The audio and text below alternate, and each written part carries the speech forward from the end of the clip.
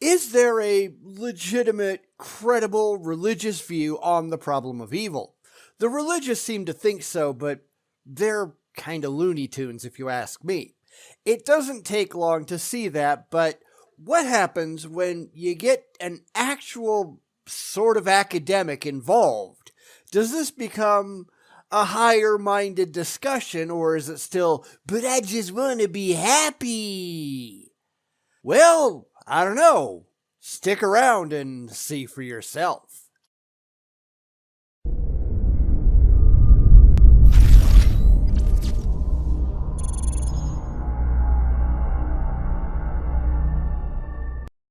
We're going to start off a series of videos by Josh Rasmussen on the problem of evil, and I can already tell that this is not going to go well for him. These are people who have no grasp on reality whatsoever. They just really want to believe. And that's kind of a problem, wouldn't you say? It's one thing to talk about this like it's an idea. It's another to think that any of this is actually true in reality. And two guesses which side of the line the religious happen to fall on. I don't think you'll need the second guess, so let's get started. Can a perfect being sustain an imperfect world? You're missing a lot in that. Yes, I know I'm hitting him in the first couple of seconds, but the religious tend to just assume a lot of things that are simply not there in evidence. First, they assume that there is a perfect being, or even that there can be a perfect being, and I don't think that's even an option. Certainly, we don't have any evidence of anything defensible as perfect, thus this is rather a pointless question to begin with. It would be fine if you could define your terms rationally up front, but the religious never do that, do they? So I guess all we can do is see where this goes. In this series, we have searched for an explanation of existence. I have suggested that the best explanation will be in terms of a self-existent foundation, which has no arbitrary, unexplained limits. Except you just arbitrarily made all of that up because it happens to be emotionally comforting for you and the other people like you. It's something that they don't like us pointing out, of course, because it entirely invalidates everything that they believe, but that is the actual state of affairs that we're faced with. They start off with, well, wouldn't it be nice if... and then they proceed as if that's actually the case. Now, I've said this before, but they consistently confuse if with because. There's really no way to get from if to because without a whole lot of work in the middle, and they don't know how to show their work. This is just something that they really want to believe, and wanting to believe doesn't mean a damn thing. We could describe this foundation as complete, maximally simple, and perfect. This theory, however, couldn't provide the best explanation if it contradicts other things we know. Do we know anything that would call into question the existence of a supreme and ultimate explanation of existence? Your explanation? Yeah, plenty. Your explanation is completely unsupported by anything remotely demonstrable. I know you really want to believe it's there, but that doesn't mean that it is. You have to provide corroboratory evidence, and you people have completely failed to do so. Now, I'm sure that will never come up in this video. It doesn't come up in any religious videos after all, because at best, they will just gish-gallop their way to, therefore God! But that's not evidence. That's a claim. That's blind faith. It isn't demonstrable or defensible to anybody who doesn't already believe it as true. But then again, they're not concerned with us at all, are they? They're just trying to comfort the already religiously gullible. They're just trying to say, see, we were right all along. This is not how rational people work. But then again, these are not rational people. It may seem we do. Consider that problems plague our world. If the foundation is perfect, why isn't everything perfect all the time? Who says anything is ever perfect? When did we intellectually reach that conclusion? Or is that just a matter of wishful thinking and religious confirmation bias? Because this is exactly where we have all of the problems with the religious. They just assume that they're right without ever taking the time to demonstrate that they're right, because they don't actually care if they're right or not. They just want to believe. And that doesn't make it so. This discussion has to start about 10 steps before they come in, and they've got absolutely no interest in that whatsoever. That's why things never, ever go well for them once the skeptics get involved. And that's why they don't want to talk to us in the first place, because we don't take their faith seriously. We don't care what you want to be true. We only care what you can demonstrate is true, and you people have absolutely nothing. And no apologist anywhere can actually handle that. And that's kind of sad, isn't it? This video will introduce a short series about this classic problem of imperfection and evil. My goal is not to definitively solve the problem. Rather, I will offer tools that may assist you in your own analysis. In your hand, you can do more with these tools than I can do in these videos. I'm going to predict right here and right now that he'll do absolutely nothing at all useful. He will, as theists always do, just assume that his beliefs are true and then run around with the goalposts until he gets to a place that is reasonably religiously comforting for himself and his followers. That's really all any of this is ever about, right? They aren't concerned about getting to truth. If they were, they wouldn't start with the presumption of a God. They'd have to work to get there, providing evidence and reason as their guide, but that doesn't matter to them, does it? It's starting with a conclusion reached for entirely emotional reasons, and then backfilling in bald rationalizations meant to get them there with a minimum of muss and fuss. So I don't think this is going to go well, but then again, I don't think Josh is talking to us, is he? Because none of them ever do. The first tool is conceptual analysis. We can analyze the concept of perfection by asking this basic question: what does perfection logically entail? Concepts that cannot be demonstrated to exist in the real world are completely pointless, Josh. It doesn't matter what you can make up in your head. If it can't be achieved or found in reality, then what's the point? Because it's one more thing that the religious do all the time. They will arbitrarily assign characteristics to their imaginary friends such that their God delusions become something that is not and cannot be real. Well, let's discuss all of the omni properties that we just made up for our own God to have. Yeah, okay, why? Because they're not demonstrably real. There's no point to it. You're just wasting everybody's time.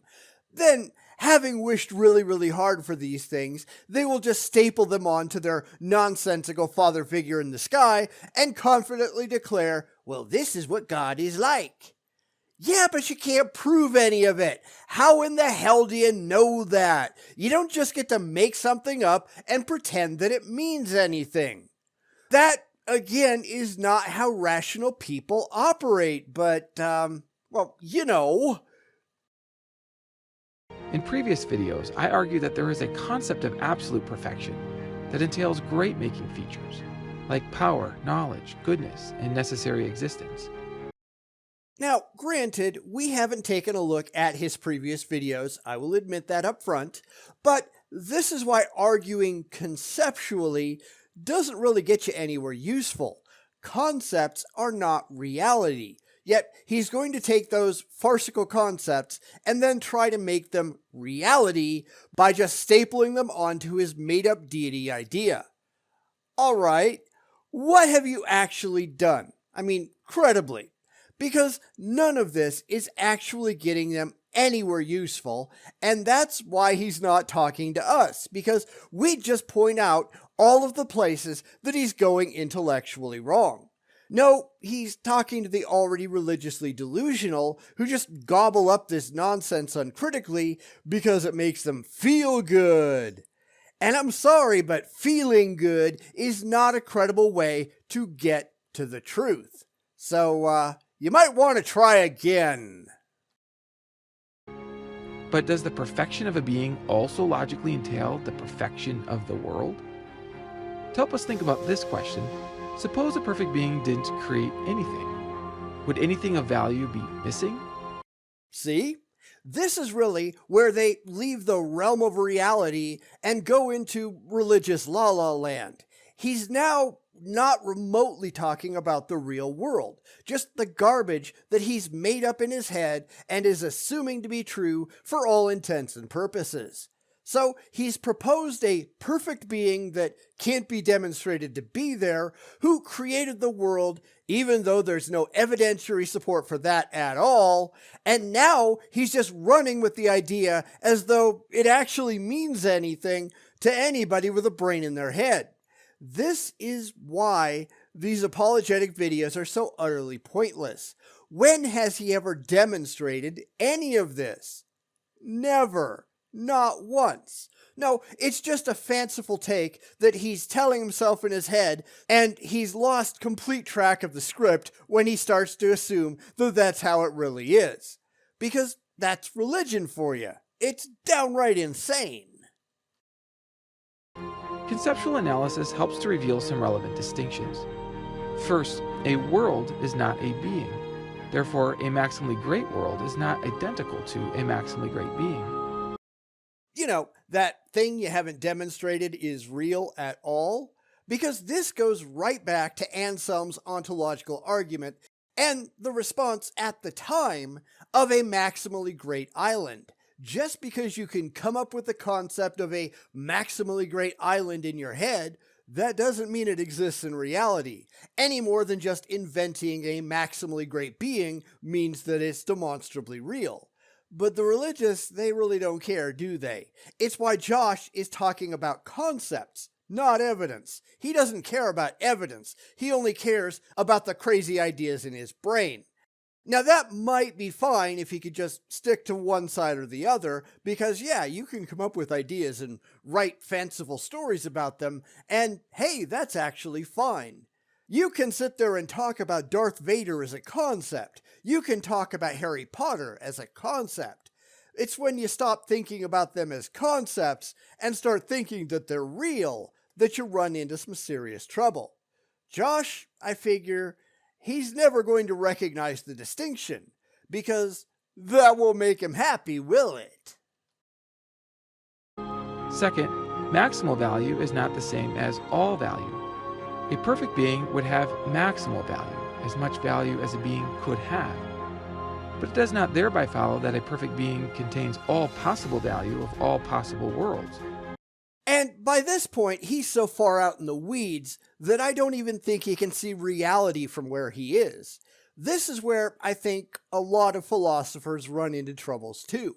They stop being able to differentiate between the things that they make up in their own heads and the state of actual reality. They run into, well, it could be possible in some world. No, I only care about what's possible in this world, and you people are talking about that, are you? Concepts and reality are not the same thing. Just because you can imagine a thing, that doesn't make that thing so. And I was having a discussion recently with somebody, and we were talking about differentiating reality from fantasy, and he kept pulling up examples like all kinds of wackadoo philosophical positions. Well, unless you're fill in the blank with all kinds of utterly indefensible philosophical identities. And I kept stopping him and saying, why in the world would anyone rationally be any of that? Why would you accept zombies? That's not a valid position to take. But yeah, these people, they don't even know what they're talking about anymore. None of it is remotely defensible or demonstrable, and he even agreed with me, but that doesn't stop people from doing it all the time. Because they, like the religious, they don't really seem to care. It strikes a comforting nerve, and therefore, it's just got to be true, right? And that's just stupid. It really is. Consider what would be missing if a perfect being were to exist alone. Then there would be no variety of beings, no opportunities for exploration, no discoveries, no adventures, no growth or progress, no variety of relationships, where a perfect being could have connection with a variety of beings, including beings with various limits and boundaries. And there would be no you. In fact, one could argue that any being that is unable to create a world with these additional qualities would be limited and so not perfect. But you haven't demonstrated that any such being actually exists in the first place, that did create the world, or that it would do any of this. When has any of this ever been established as even remotely reasonable or rational or possible, much less demonstrably true? That's what I want to know, because right now I'm just not seeing it. How is this any different than asking questions about what is the best wizarding school? Well, there are none. They don't actually exist. So what's the point of considering the question? And likewise, what's the point about asking about some magical, maximally great being that has no demonstrable reality? Just because you want it to exist, that doesn't mean that it does. This is religious fanfic. And how stupid is that? This analysis is just a beginning. Additional questions remain. Is there a best possible situation involving a variety of beings? Or would every state of the world allow for the possibility of additional growth along some positive dimension? Could less than best states be the best means to achieve better states later on? What are these rules that govern what a perfect being should do? And what's their basis? What the hell difference does that make?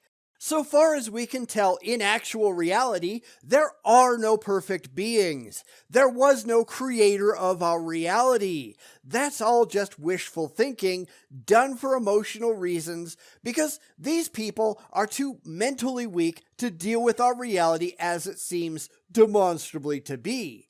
These aren't good questions, because they have absolutely no application in the real world. It's like asking, who is the maximally great Jedi?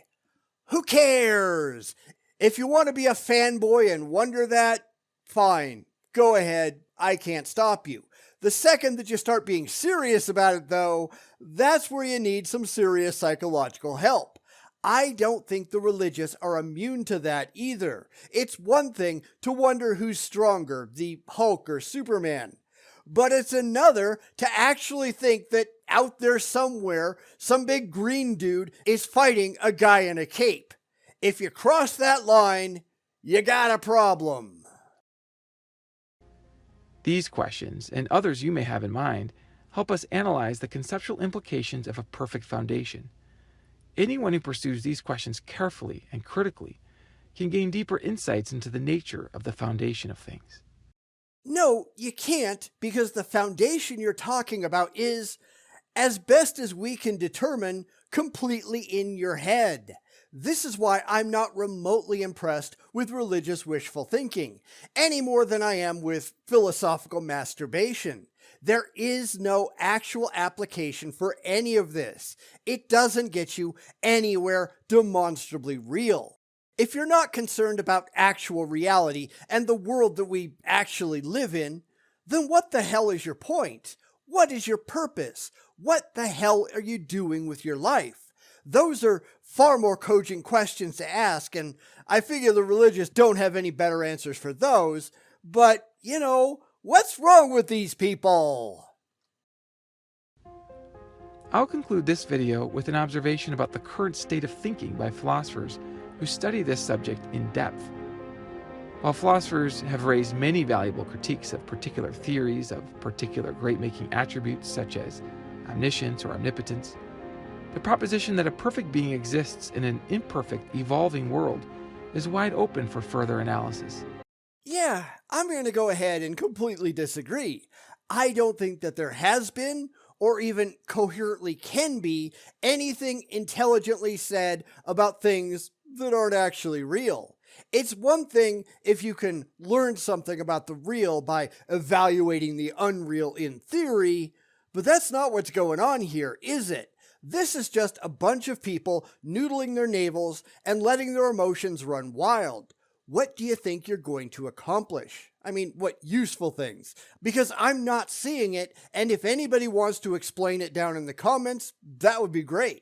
What have you actually learned? Not made up, not invented in your head, not coddle your own fifis, learned. Keeping in mind that learning, like knowledge, needs to have some demonstrable basis in fact.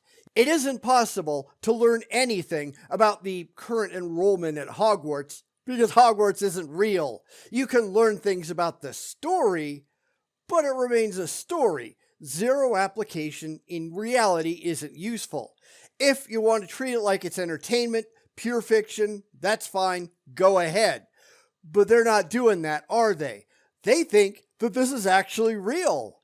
They think this is actually going on. These people have some serious mental problems. Incoherence has not been established. To be clear, it doesn't thereby follow that this proposition is problem-free or probably true. I'll address probability in the next video. My observation here is merely that incoherence hasn't been established.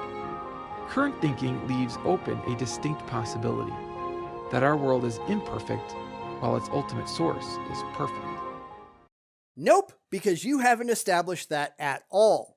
Again, not for us, but that doesn't mean we can't criticize it, and we actually should. Because this is where the whole thing is just insane.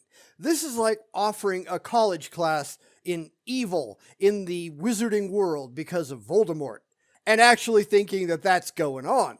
Actually, I'm sure that's probably been done. Our educational system is really messed up these days, but you're not going to impress anybody by just playing make-believe and then taking all of this made-up nonsense seriously. You're just going to make people back away slowly and call for the men in the white coats.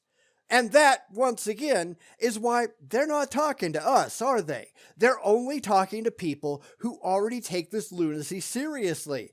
The people who already need to be put away under psychological evaluation. These people have problems. It's the crazy leading the crazy. These ideas are incoherent because they have absolutely no application in reality.